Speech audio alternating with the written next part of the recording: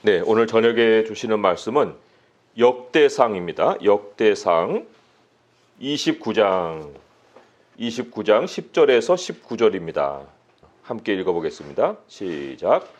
다윗이 온 회중 앞에서 여호와를 송축하여 이르되 우리 조상 이스라엘의 하나님 여호와여, 주는 영원부터 영원까지 송축을 받으시옵소서. 여호와여, 위대하심과 권능과 영광과 승리와 위엄이 다 주께 속하였사오니 천지에 있는 것이 다 주의 것이로소이다. 여호와여, 주권도 주께 속하였사오니 주는 높으사 만물의 머리이심이니이다. 부와 귀가 주께로 말미암고 또 주는 만물의 주제가 되사 손에 권세와 능력이 있사오니 모든 사람을 크게 하심과 강하게 하심이 주의 손에 있나이다. 우리 하나님이여, 이제 우리가 주께 감사하오며 주의 영화로운 이름을 찬양하나이다. 나와 내 백성이 무엇이기에 이처럼 즐거운 마음으로 드릴 힘이 있었나이까. 모든 것이 주께로 말미암았사오니 우리가 주의 손에서 받은 것으로 주께 드렸을 뿐이니이다. 우리는 우리 조상들과 같이 주의 앞에서 이방 나그네와 거류민들이라. 세상에 있는 날이 그림자 같아서 희망이 없나이다. 우리 하나님 여호와여, 우리가 주의 거룩한 이름을 위하여 성전을 건축하려고 미리 저축한 이 모든 물건이 다 주의 손에서 왔사오니 다 주의 것이니이다. 나의 하나님이여, 주께서 마음을 감찰하시고 정직을 기뻐하시는 줄을 내가 아나이다. 내가 정직한 마음으로 이 모든 것을 즐거이 드렸사오며 이제 내가 또 여기 있는 주의 백성이 주께 자원하여 드리는 것을 보오니 심히 기쁘도소이다.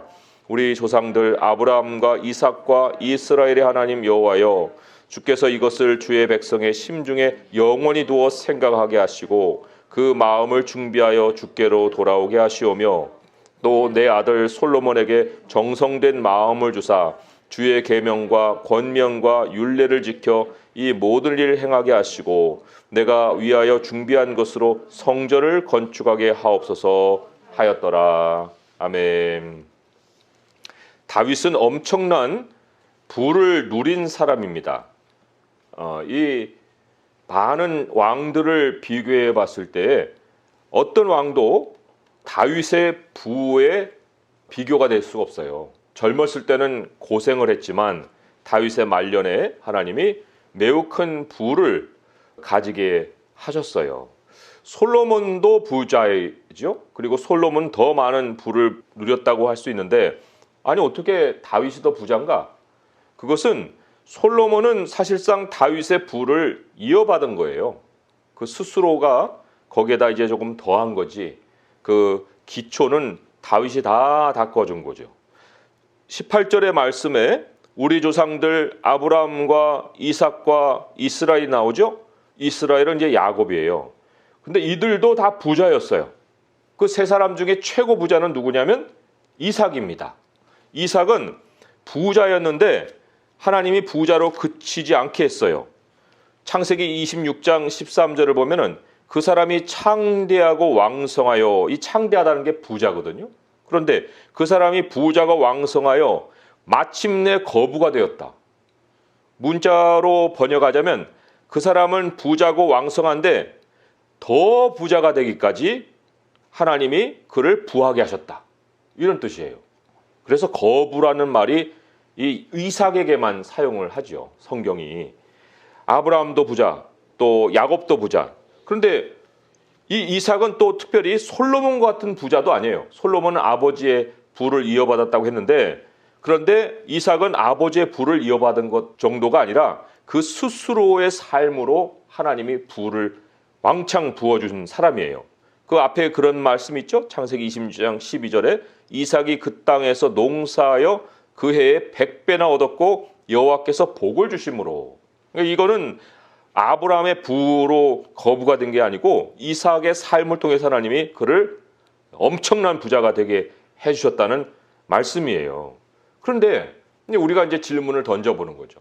하나님은 왜 이삭을 이렇게 거부가 되게 해주셨을까? 도대체 뭐가 특별한 것일까? 다윗도 엄청난 부자, 이삭도 엄청난 부자. 그러면 두 사람 간에 공통점은 없을까?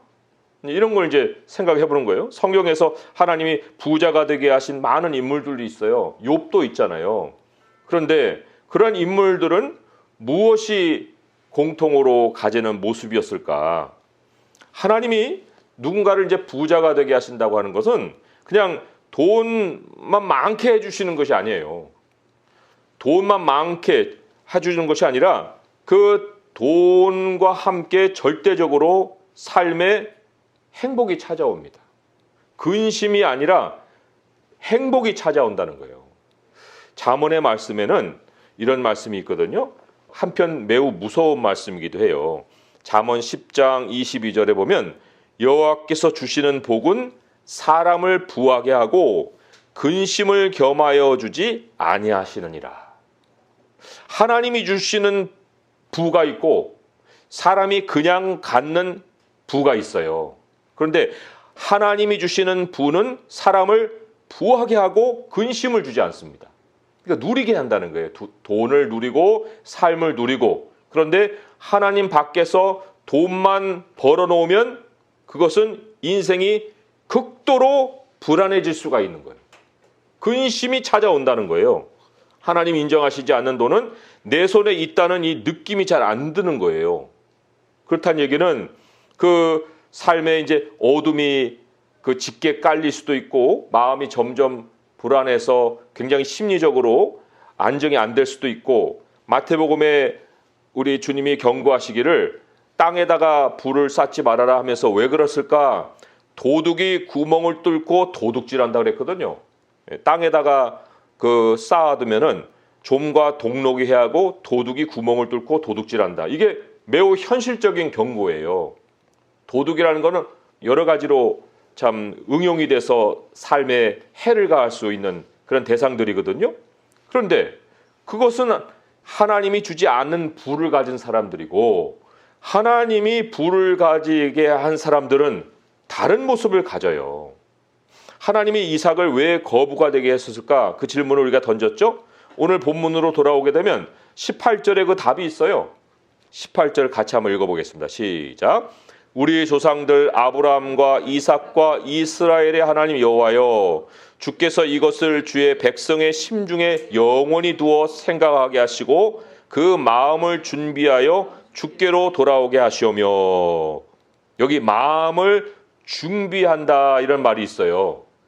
마음이 준비되어 있는 사람, 그 준비되어 가지고 주께로 돌아오는 사람, 그 준비된 거 안에는 이제 거기에 이것을 이라는 말이 있거든요. 주께서 이것을 주의 백성의 심중에 영원히 두어 생각하게 하시고, 그러니까 이것이 마음에 이제 준비가 딱 돼서 돌아와 가지고 계속해서 땅에서뿐만 아니라 영원히 이것이라고 하는 것을 마음에 가지고 있는 이 사람, 이 사람을 하나님이 부하게 하신다는 거예요. 이삭에게 이 마음이 있었다는 거예요. 이것을 가진 준비된 마음이 있었다는 겁니다. 마음이 준비되어 있어야만 거부가 되게 해주신다는 거예요. 우리에게 그런 마음이 없을까요? 한번 볼까요? 어떤 마음인가? 이것이라는 거는 조금 나중에 내용으로 다루고 어떤 마음을 준비해야 되는가 할 때 17절의 말씀이 그 마음을 소개해주고 있어요. 17절 읽어볼까요? 시작. 나의 하나님이여, 주께서 마음을 감찰하시고 정직을 기뻐하시는 줄을 내가 아나이다. 내가 정직한 마음으로 이 모든 것을 즐거이 드렸사오며 이제 내가 또 여기 있는 주의 백성이 주께 자원하여 드리는 것을 보오니 심히 기쁘도소이다. 여기 정직한 마음 일어나오죠. 정직한 마음. 영어로는 uprightness of my heart. 내 마음의 올바름, 옳게 세워짐 또는 정직함 이렇게도 번역할 수가 있어요. 나는 정직한데? 근데 나는 부자가 아닌데? 왜 정직한데 부자가 아니지? 이렇게 이제 스스로에게 물어볼 수도 있어요. 그런데 성경이 말씀하는 정직이라는 게 그렇게 간단치가 않습니다. 내가 생각할 때 정직한 것이 아니에요. 정직이라는 것은 여기 17절 초반에 나오듯이 나의 하나님이여, 주께서 마음을 감찰하시고 정직을 기뻐하시는 줄을 내가 아나이다. 여기 감찰이라는 것은 테스트를 얘기합니다. 하나님이 테스트를 합니다. 그 테스트에서 통과가 되는 거예요. 그게 정직한 마음이에요. 그 정직한 마음. 그런데 하나님이 무엇을 테스트하실까? 테스트의 기준이 무엇일까? 하나님이 뭐 복잡한 것을 시험하거나 감찰하거나 테스트하지 않거든요. 너무도 이제 단순한 거예요. 그런데 이 단순한 테스트인데 통과하는 사람들이 별로 없다는 거예요. 그러니까 세상 부자는 많은데 하나님이 인정해 주시는 거부는 극소수다. 아주 꼽을 만한 사람들이다 라고 할 수가 있습니다. 그렇지만 그게 어떤 특정 사람들에게만 하나님이 이렇게 딱 카테고리를 묶어서 그 사람들만 그렇게 거부가 되게 해주시는 것이 아니라 하나님 백성이면 모든 사람에게 이 기회를 다 주시는데, 그런데 그 마음이 정직하지 않아서 그 부를 자기 안에 소유를 못하는 거예요. 자, 그러면 하나님이 마음속에 있는 생각을 이제 들여다보실 때 세 가지 정도를 테스트를 하십니다. 그 세 가지가 바로 이것이라는 거예요. 아까 읽었잖아요. 18절에 주께서 이것을 주의 백성 심중에 영원히 두어 생각하게 하시고, 그러니까 이것이 마음에 들어와 있어서 본인이 그것을 영원히 생각하고 살고 있으면 그 부는 따라오는 거예요. 부는 쫓아가서 잡는 게 아니고요. 하나님이 이 마음이 준비된 사람에게 붙여주시는 겁니다. 그러니까 마음이 준비된 사람에게 하나님은 돈을 맡기신다. 이렇게 우리가 결론을 내릴 수가 있죠. 자, 그러면 이제 이 세 가지 테스트, 우리 자신을 한번 오늘 이 테스트 앞에 드러내 보세요. 나는 정직한데 왜 부자가 아니지? 라고 했지만, 그러나 하나님이 정직으로 통과시키는 마음이 과연 내가 생각하는 정직과 같았는가 다른가, 이걸 이제 비교를 해보라는 거죠. 자, 첫 번째로는 내가 어느 만큼 주의 손을 인정하는가, 이게 이제 정직한 마음을 하나님 보실 때 테스트하는 과목이에요. 자, 11절 12절 거기에 손이라는 단어를 좀 주목해서 같이 한번 읽어보겠습니다. 11절 12절 시작. 여호와여, 위대하심과 권능과 영광과 승리와 위엄이 다 주께 속하였사오니 천지에 있는 것이 다 주의 것이로소이다. 여호와여, 주권도 주께 속하였사오니 주는 높으사 만물의 머리이심이니이다.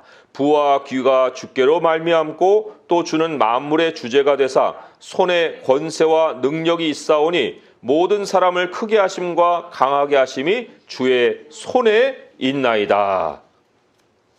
네, 주의 손, 이 주의 손에 모든 것이 있습니다. 다 주의 것입니다. 부도 주님의 것, 귀도 주님의 것, 또 여기 크게 하심과 또 이건 승진이죠. 강하게 하심, 권세를 갖는 거죠. 이런 게 다 주의 손에 있어요. 내가 손댈 부분이 없어요. 보통 우리 보면 그거 문제가 생겼는데 걱정하지 마, 그거 내가 손 써놨어, 이런 얘기 하죠. 손 써놨다. 아니, 손 써놨다는 게 뭔 얘기예요? 그 사람에게 부탁해놨다. 그러니까 가서 그냥 말만 하면 된다. 뭐 이런 의미를 갖는 거 아니에요? 그러면 그 손 써놨을 때 그 손이 개입된 것이 주님이 인정한 거예요? 모든 것은 주님의 손에서 나왔다고 그랬잖아요. 그러면 바르게 대답한다면 이래야죠. 그거 걱정하지 마, 우리 주님의 손에 맡겨. 주님의 손에 맡기면 하나님이 다 해주셔, 이거 해야죠. 근데 보통 우리가 이 일상으로 그냥 아무 생각 없이 그냥 손 쓰는 거, 이거에 대해서 별 개념 없이 이렇게 행동할 때가 얼마나 많은지 모릅니다. 그러니까 여기에는 이제 손을 쓴다는 개념에는 뭐 돈 버는 일도 있고, 또 승진할 때 뭐 누구에게 가지고 뭐 선물 하나 하고, 눈에 들려고 노력도 하고 뭐 이런 거예요. 이런 거. 그러니까 내 손이라는 것이 주님의 손보다 먼저 움직여버리면 이건 정직한 게 아닙니다. 그러니까 그 사람을 보면서 그 마음이 어떤지 하나님이 테스트 해보신다는 거예요. 부를 줘야 되나 말아야 되나, 이게 이제 걱정이 되는 사람인 거죠. 모든 것은 주님의 손에 있습니다라고 말로는 고백을 하는데 습관이 안 돼 있는 거예요. 습관이. 자기의 행동이 생각을 못 따라가는 거예요. 그러니까 이게 얼마나 마음 안에 정말 깊이 여기 그러잖아요. 그래서 이것을 영원히 심중에 두어 생각하게 하시고, 그러니까 움직이려고 할 때 그게 나를 제어해야 돼요. 주님의 손이 먼저 움직이시는데, 모든 것은 주님의 손에서 나오는데, 이런 점에서 이삭이 얼마나 독특한 인물이었는지를 알 수가 있어요. 우리는 이제 아브라함이 이삭을 드리는 그 장면에만 이제 집중을 하죠. 그래서 아브라함이 이삭을 드린 것을 하나님 믿음으로 여기셨다, 의로 여기셨다. 이제 이것을 우리는 잘 알고 있지만 도대체 거기서 이삭을 우리가 집중해 본 적이 있나요? 그런데 이삭이 이게 뭐 아주 꼬마도 아니에요. 어떤 사람은 10대 후반으로 보기도 하고 어떤 사람은 많이 본 사람은 40까지도 봅니다. 이삭의 나이를.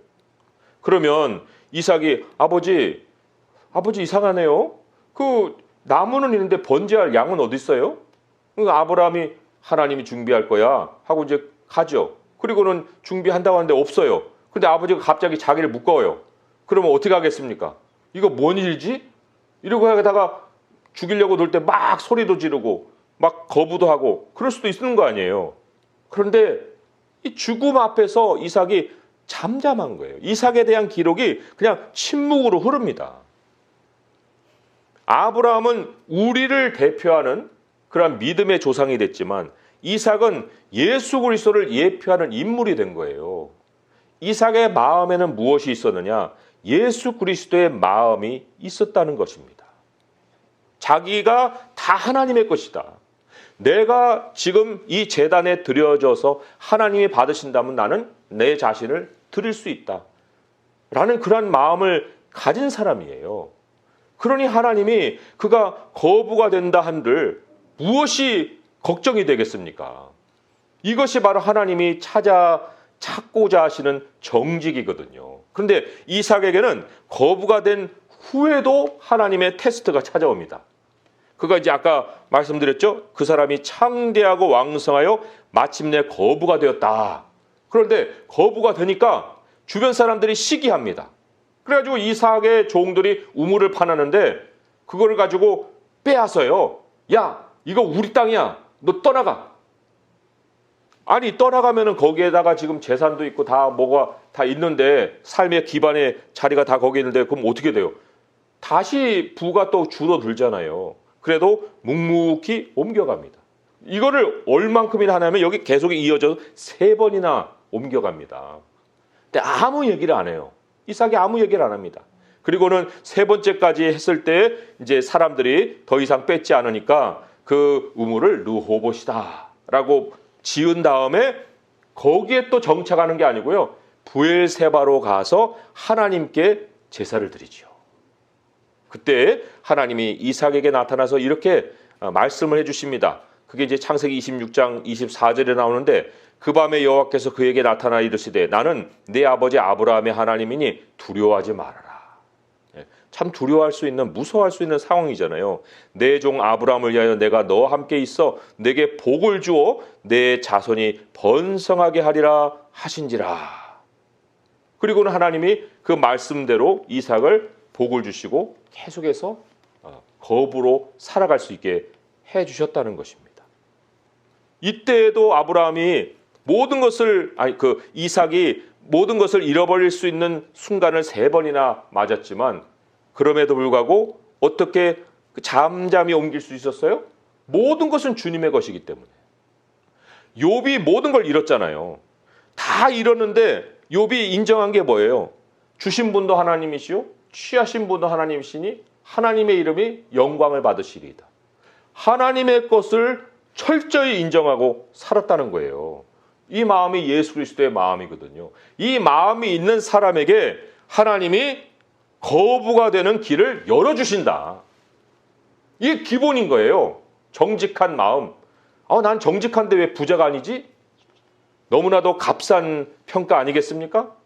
우리 주님이 찾으시는 정직과 내가 생각하는 거짓말 안 하는 정도의 정직과 얼마나 큰 차이가 있어요.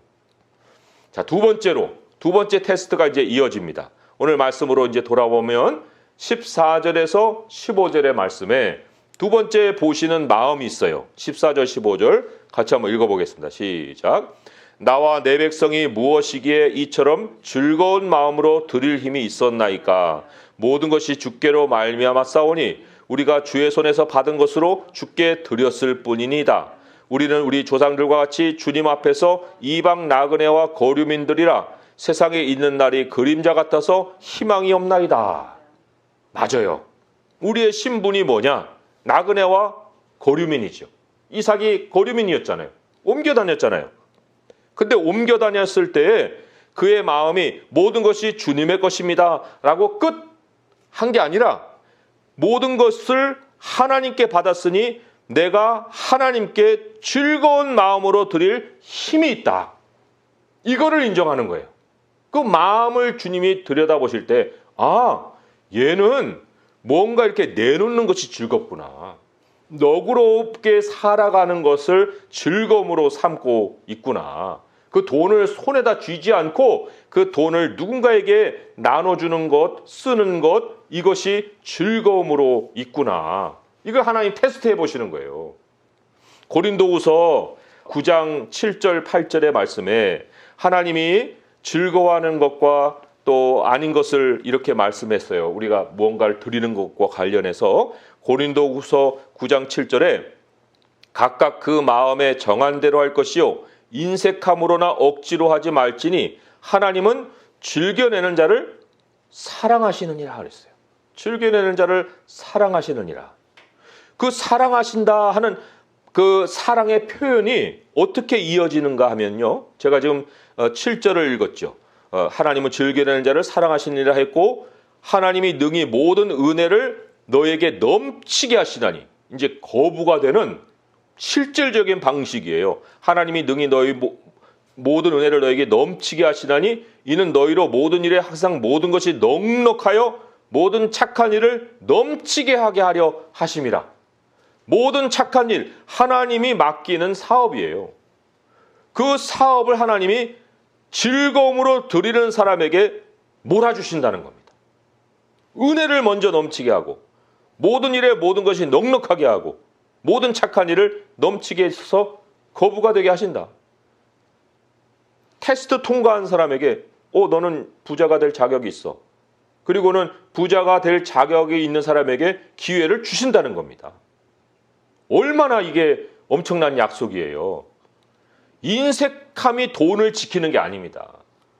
안 쓰는 것이 지키는 거라고 생각하고 인색하잖아요. 부자가 되면 될수록. 그런데 여기 그 7절, 8절 읽었죠? 9절과 10절을 또 제가 이어서 읽으면 이렇습니다. 기록된 바 그가 흩어 가난한 자들에게 주었으니 그의 의가 영원토록 있느니라 함과 같으니라. 심는 자에게 씨와 먹을 양식을 주시는 이가 너희 심을 것을 주사 풍성하게 하시고 너희 의의 열매를 더하게 하시리니. 이런 말씀이 있어요. 여기 흩어 가난한 자에게 줬다. 이 흩는다는 것이 씨를 뿌리는 거를 얘기하는 거거든요. 가난한 자에게 나눠준다는 것은 씨를 뿌리는 거예요. 그러면 그 열매는 누가 거둬요? 우리에게 하나님 부를 통해서 추수를 거두게 해주신다는 겁니다. 필요가 있는 사람, 특별히 여기에는 이제 교회의 필요를 통해서 하나님이 이 말씀을 주시긴 했어요. 너희가 모든 일에 넉넉하여 너그럽게 연보를 하면 그들이 우리로 말미암아 하나님께 감사하게 하는 것이라. 이 교회라는 것은 지역 교회만 얘기하는 것이 아니라 사도 바울이 선교를 다니면서 유대의 가난한 예루살렘 교회 성도들을 도웁시다 하고 이렇게 연보를 거뒀는데 그때 이 사람들이 다 자기들의 형편도 안 좋지만 가난한 형제 돕기를 정말 즐거워하여서 너그럽게 연보를 했다. 이런 기록을 지금 남긴 거죠. 하나님이 딱 그 마음을 보실 때 여전히 인색함과 너그러움 사이에서 갈등하는 사람, 이런 사람은 아직 준비가 안 된 거예요. 물론 내가 얼마만큼을 드리느냐에 따라 참 내 마음의 평안도 있고 불편함도 있을 거예요. 또 불안함도 생길 수도 있습니다. 하지만 그렇다고 해서 그 마음이 인색함과 너그러움으로 왔다 갔다 해서는 안 되죠. 너그러움 안에서 내 분량을 재보는 것은 정말 하나님이 또한 우리 마음을 보실 때 그럴 수 있지 라고 인정은 하시나 그러나 인색함과 너그러움 사이에서 갈등하는 것은 아직 마음이 준비가 되는 것이 아니다. 그러니까 하나님이 인정하시는 부자는 그냥 되는 게 아니에요.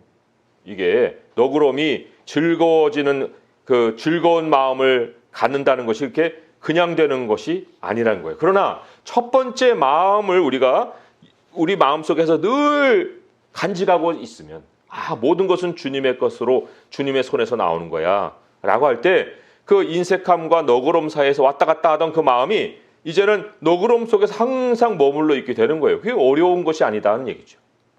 자, 이제 마지막 세 번째로 하나님이 테스트하시는 마음을 또한 보겠습니다.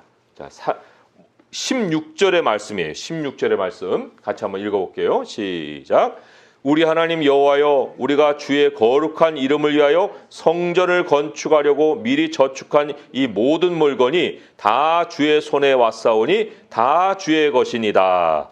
여기도 주의 것이라고 고백을 하면서 뭐라고 했습니까? 우리가 미리 저축한 물건이 있습니다 하고 주님께 드린 거예요. 하나님의 나라를 위해서 미리 모아둔 것을 여기에 지금 드리고 있습니다. 내가 하나님께 부를 받아요. 그럼 그게 모여지는 거예요. 그러면 나는 무슨 목적으로 돈을 모을까? 내 목적은 뭐지? 이게 이제 우리 마음에 딱 자리를 잡고 있어야 되는 거예요. 이 하나님 것을 다 인정하고 누구에게 이렇게 너그럽게 나눠주기도 하는데 돈은 나를 위해서 모은다? 이제 이거는 그냥 평범하게 사는 것으로 끝이려면 그럴 수도 있어요.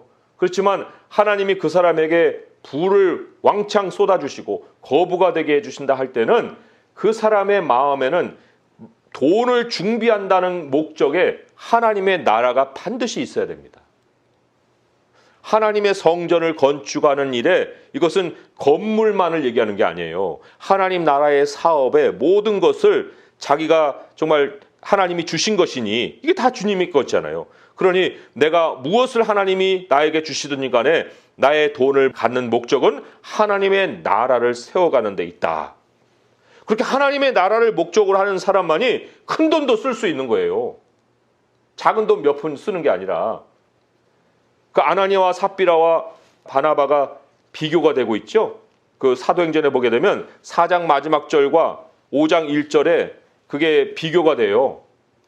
바나바가 먼저 나오고 그리고는 아나니아와 삽비라가 뒤에 이어서 나오죠. 그런데 바나바는 말 그대로 그 자기가 모은 그것을 하나님의 나라를 위해서 목적을 한 사람이에요.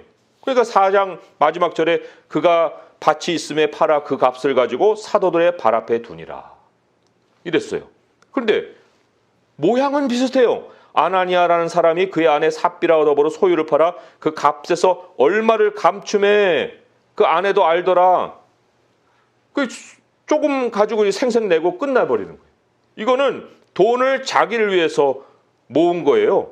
바나바는 아주 그냥 하나님 나라를 위해서 순전한 마음으로 돈을 드렸는데. 그러니까 하나님이 이제 질문을 던지는 거예요. 그래, 너 나를 인정하는구나. 그래, 그리고 너가 그 너그러운 모습을 가지고 이제 생활을 잘 해나가고 있네. 자, 그러면 내가 너한테 이제 큰 돈을 줄 거야. 너 큰 돈 주면 뭐 할래? 그럼 이제 거기에서 답이 나가야죠. 하나님이 나에게 부를 주시면 그 부를 나는 누리기도 하고 하나님 나라를 위해서 하나님 나라를 세우는 일에 쓰겠습니다. 아, 그래? 하고 하나님이 금방 인정해 줄 수 있는 그런 답이 그 입에서 나와야죠. 거기서 머리 긁고 있으면서 글쎄요, 큰 돈이요? 여태까지 큰 돈을 내가 받아본 적이 없어가지고 그 어떻게 써야 될지 모르겠는데요. 이거는 준비가 안 된 거예요. 마음으로 이미 그 준비가 되어서 하나님이 언제든 부어주실 때 그것을 내가 어떻게 쓰고자 하는 마음을 가지고 있어야 되죠. 그래서 이 세 가지 마음, 이것을 이라는 것이 마음에 있어서 항상 생각하고 살아가는 그 마음을 19절에 딱 두 단어로 표현을 했습니다. 그것을 뭐라고 표현했냐면 정성된 마음이라고 표현을 했어요. The whole heart. 아무런 깨짐이 없는 완전한 그 완성된 마음. 한번 읽어볼까요? 19절 시작. 또 내 아들 솔로몬에게 정성된 마음을 주사 주의 계명과 권명과 율례를 지켜 이 모든 일을 행하게 하시고 내가 위하여 준비한 것으로 성전을 건축하게 하옵소서 하였더라. 아멘. 정성된 마음, 이게 우리 주 예수 그리스도의 마음이에요. 그리고 거부가 되었던 이삭의 마음이죠. 그리고 욥의 마음이기도 합니다. 그러나 이 마음은 바로 또 우리의 마음이 돼야 되고, 이 마음을 하나님이 보실 때 우리의 삶에 풍성한 하늘의 보고를 열어서 우리에게 채워주시고 삶을 풍성하게 해서 다른 사람들 또한 풍성하게 하는 삶을 살게 하여 주실 것입니다. 오늘 이 말씀을 들으셨으니 이제 마음이 준비된 자에게 하나님이 돈을 주신다라는 것을 생각하고 머리로 계산부터 하지 말고 마음부터 준비를 해서 하나님이 주시는 것을 우리가 풍성하게 받을 수 있는 그릇이 될 수 있기를 우리 주님의 이름으로 축원드립니다. 기도하겠습니다. 하나님 아버지, 감사합니다. 주님이 부를 맡기신 사람들은 참으로 독특한 사람들이었습니다. 우리 주 예수 그리스도의 마음을 가진 사람들이었습니다. 아버지 하나님, 정말 그들이 무슨 돈 버는 재주가 있었던 것도 아니고 사회적으로 지위가 있었던 것도 아닌데 하나님이 그들을 나그네로 거류민으로 살게 하셨지만, 그러나 하나님은 큰 부를 그들에게 부어주사 많은 사람들에게 참 너그러움을 베풀고 풍요를 베풀고 또 하나님의 나라를 정말 풍성하게 세우는 일에 그들을 사용하셨나이다. 아버지여, 저희들 스스로도 스스로를 평가하면서 아버지, 자기 스스로의 정직함만을 내세울 것이 아니라 하나님이 우리 마음을 보시고 정직하다고 칭찬할 수 있는, 칭찬받을 수 있는 사람들이 되게 하여 주옵소서. 모든 것이 주님의 것이오니 잃어버려도 거기에 상심하지 않게 하시고 하나님께서 무엇을 원하시면 그것을 온전히 즐거이 드릴 수 있도록 하여 주시되, 아버지여, 정말 하나님께서 정성된 마음을 우리에게 주사 우리가 어떠한 것도 아까워하지 아니하고 온전히 주님 나라를 위해서 우리의 마지막 노후까지도 하나님 나라의 건축을 위해서 우리의 준비한 모든 것을 사용할 수 있도록 인도하여 주옵소서. 오늘 기도할 때 하나님 이러한 마음으로 우리에게 뜨거움을 부어주사 하나님 앞에 정말 기도하면서 우리의 마음의 목적이, 우리 인생의 목적이 주님의 나라를 향할 수 있도록 하여 주시옵소서. 이 모든 간구 우리 주 예수 그리스도의 이름으로 감사하며 기도합니다. 아멘.